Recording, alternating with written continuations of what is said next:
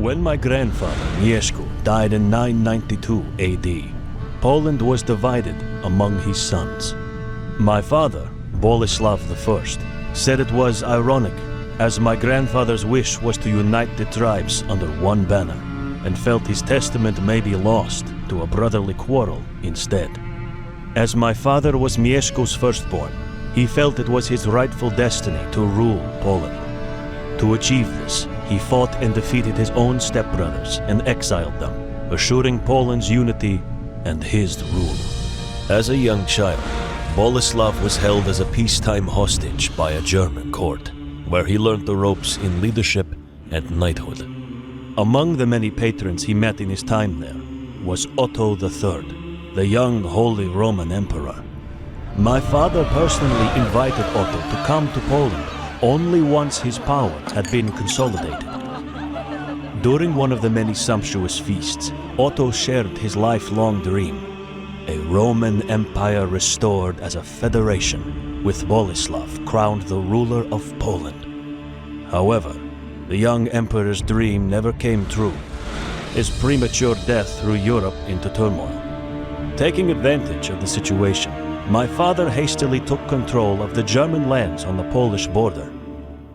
Hoping to use the newly acquired lands to begin the long march to a Polish kingdom, Boleslav was instead summoned to Merseburg, the home of the Holy Roman Emperor. There he met the newly crowned Henrik II, whom he hoped would give him his crown, promised by Otto. Instead, my father's ambitions were stripped away, and his newly conquered borderlands became a part of nothing but a fiefdom. But, as happens within Greeks, that meeting was just smoke and mirrors. As Boleslav was returning to Poland, he was ambushed by bandits. He suspected his attackers were sent by Henrik. That was too much for him. Not being known for his patience or an even temper, he promised if Henrik wanted war, he'd give him war. 16 years have passed since that promise. Henrik II has today gathered the largest invasion force Poland has ever seen and is making his way to the Gord of Niemcza. It was I, Niemcza, second of his name, and Boleslav's son, who has been tasked to hold the line, by whatever means necessary.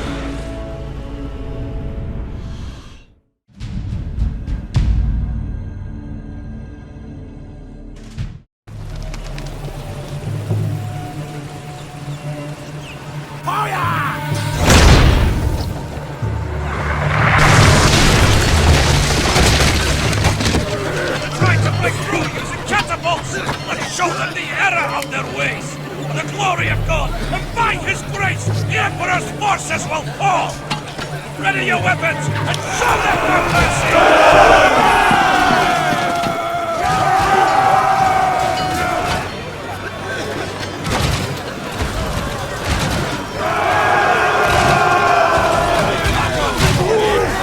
They won't set foot on this ground alive!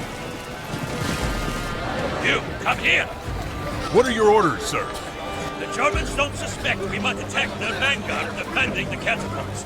We have to destroy them. If we don't, we won't hold the Gord for long. Their catapults are too well defended, sir. Attacking them there would be suicide. Not while God is with us. Follow the path, stay hidden, and destroy their catapults. Return as soon as you can.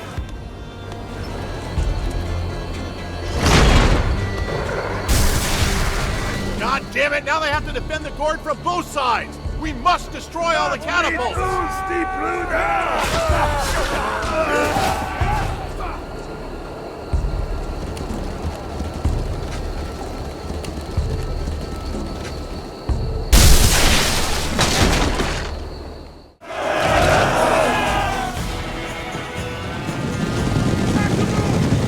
There they are!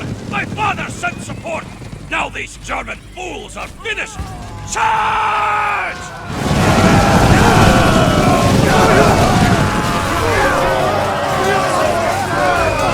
They flee like cowards! We've won! We've defeated the Emperor! Warriors! This battle will be remembered for centuries!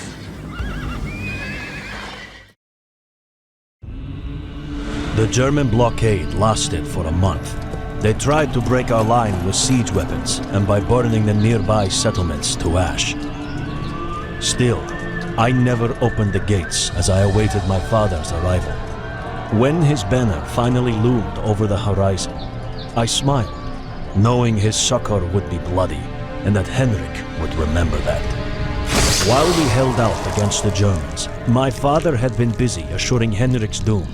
He had set up his camp on the Bohemian border, blocking additional support to Henrik's army, while using guerrilla tactics to bleed the Emperor dry, one battalion at a time.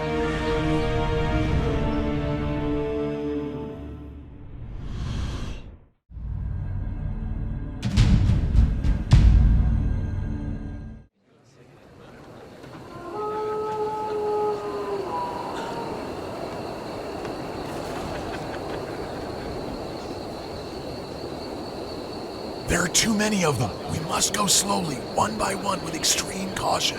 If they see us, they'll sound the alarm, and then they will... What the hell are you doing? Are you waiting for an invitation? Sos idioti! You morons! Charge! You bastards! Don't worry, I'll make sure this hurts!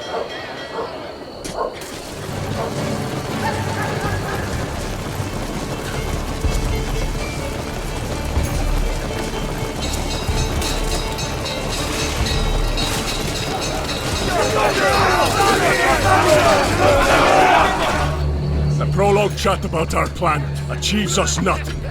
The idea is simple. We know where the enemy will arrive. I want their rallying point fucking secured. Do you understand? Sir, yes, sir.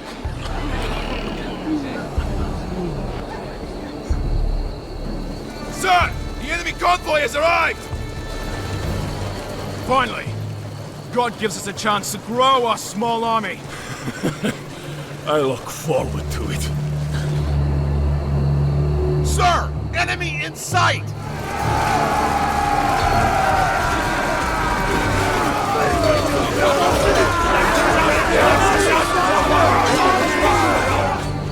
Another enemy in sight!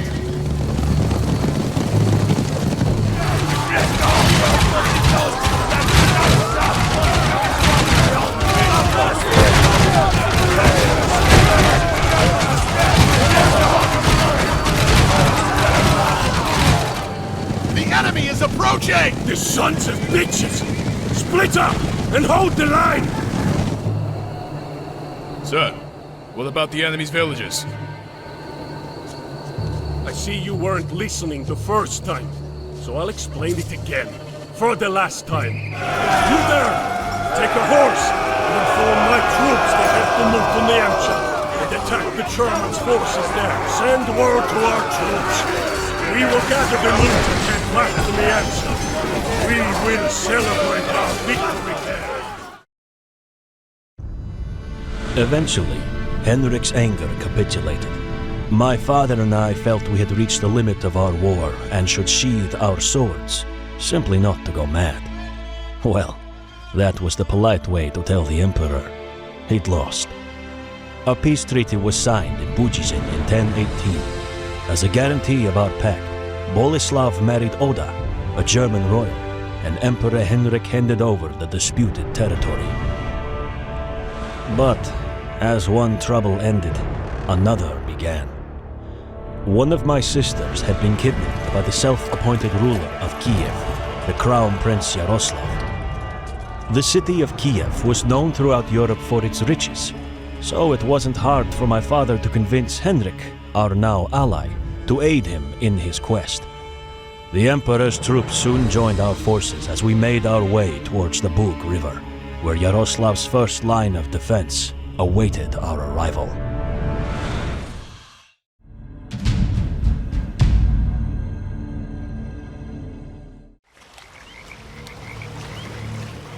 Sir! Yaroslav's on the other side of the river. To get to him, we'll have to find a way to cross it. Damn it! Right! First, I don't want to see a single enemy alive on this side of the river. Second, once these shits are dead, we'll find a way to cross to the other side.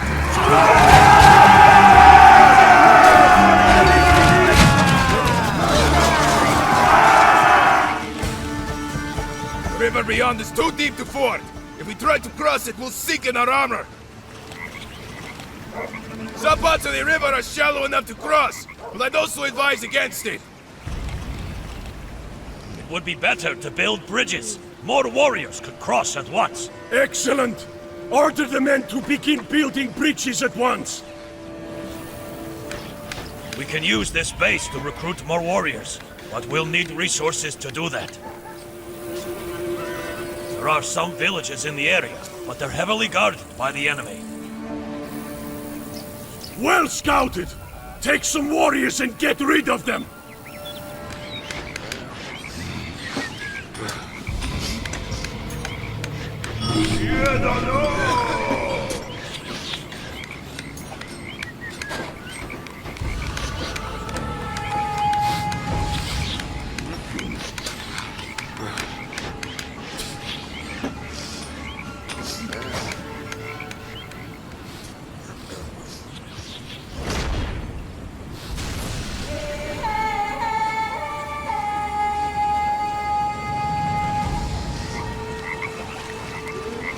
Hey! What are you waiting for, Lucky? Is the water too cold for cunts like you? You know why they are building bridges? Because their duke is so fat he'll sink if he tries to cross the river. You son of a bitch! I'm not waiting any longer! Fuck the bridges! Fuck the river! Come here, you shit! I'm going to gut you and make your friends watch! Forget the bridges!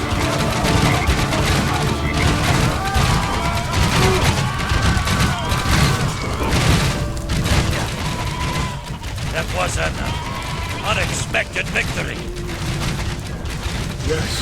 The force of Boleslav managed to escape. Don't worry. It's only a matter of time until we crush him and his army. I look forward. At that time, my father was known for losing his temper.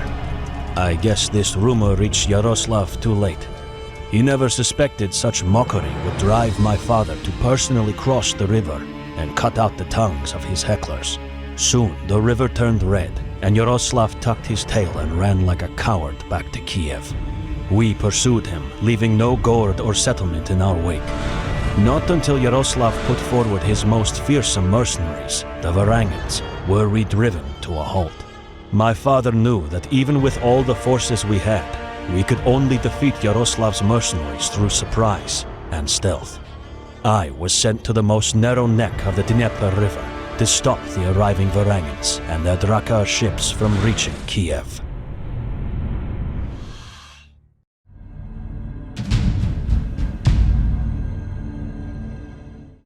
Ready for slaughter! Onward! We're in position. The Varangans should be here soon. Sir, the only way to pass this gate is to destroy it with catapults. Good. Now let's move the catapult near to the river. Unfortunately, there's an enemy outpost blocking us.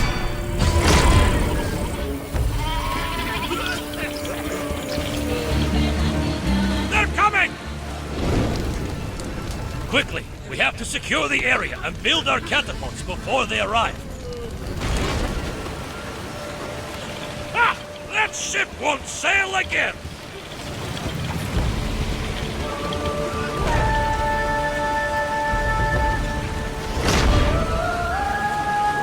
Good! One of their ships is sinking!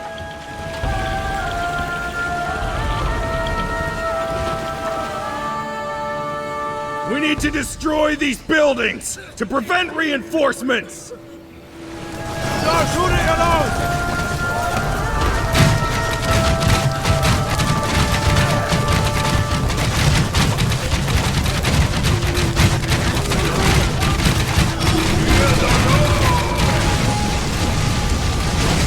Beat them! They will not be bothering us anymore. You there! Quickly! Go to my father and tell him the news! We will join him as soon as possible! The Drakkar ships were ablaze, and the remaining survivors jumped into the river, only to sink like rocks under the weight of their armor. Those who managed to reach the shore were welcomed with a volley of arrows. After the battle, some of my troops swept the battlefield to bring mercy to those whose spirits were left unbroken.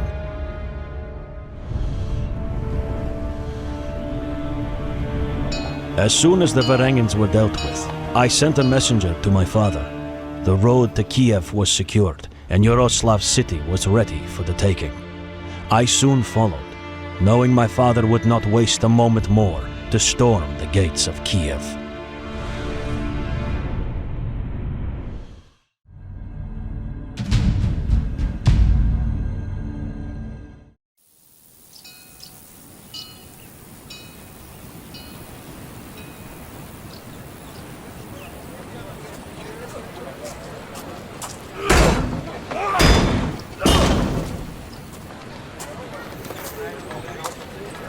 Open the gates, you whoresons!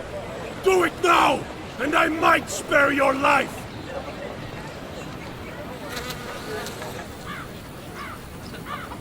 So be it.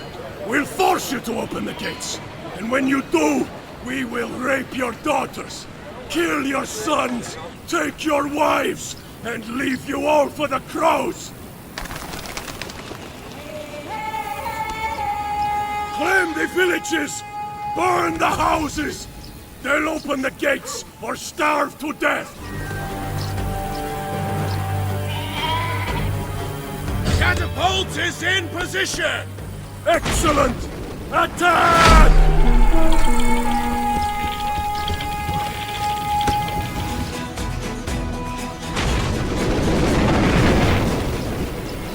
They brought us a new kid!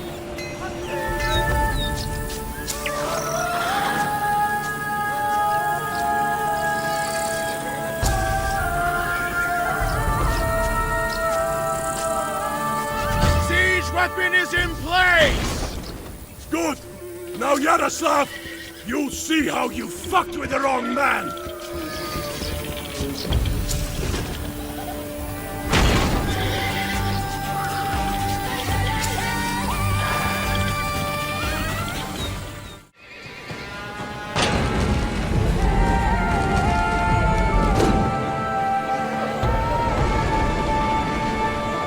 Brace! His esteemed Highness Prince Yaroslav of Kiev would like to discuss the terms of his surrender. If you would please follow me. Lead the way to your esteemed prince.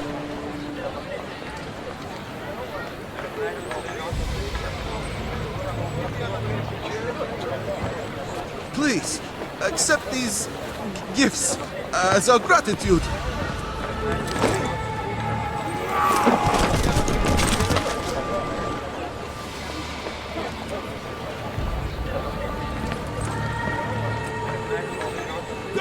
Sir! We have to defend our village!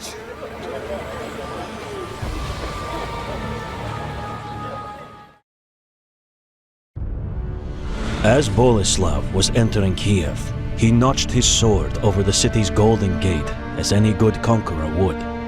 Kiev was plundered, and Yaroslav's family taken as hostages, including one of Yaroslav's sisters, who quickly became my father's new bride.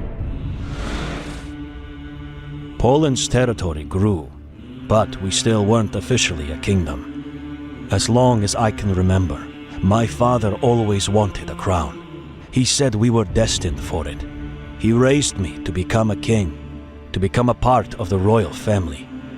But despite everything, our newest ally, Henrik II, remained in fact a silent foe, successfully blocking our efforts for kingship.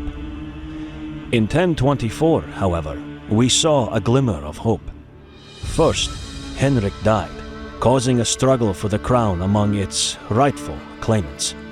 Soon afterwards, the Pope, who also opposed a Polish coronation, went to meet his maker. My father took advantage of this interregnum and crowned himself a king in the Royal Gniezno Cathedral in 1025. Finally, Poland was a kingdom, rightfully recognized by both the Holy Roman Empire and the papacy.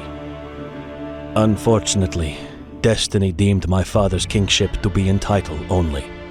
2 months after the coronation, his spirit left his body. Yet what he built was much stronger.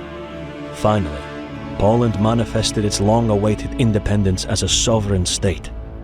However, his legacy is not easy to bear, as his impatience and stubbornness created numerous enemies, from both afar and within our newborn kingdom. And as the new king of Poland, I, Mieszko, second of his name, need to deal with all of them.